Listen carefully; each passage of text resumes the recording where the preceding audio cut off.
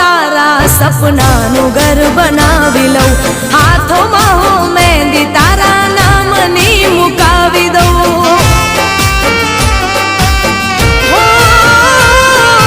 રાતોમાં આ હાથોને ઓશિકું બનાવી લઉં, મારા રે હોઠોની હસી તુજને બનાવી લઉં.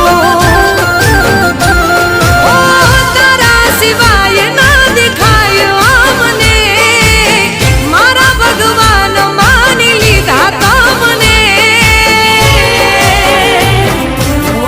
તમે બસ ગમો બહુ મને, બહુ ગમો, એક તમે ગમો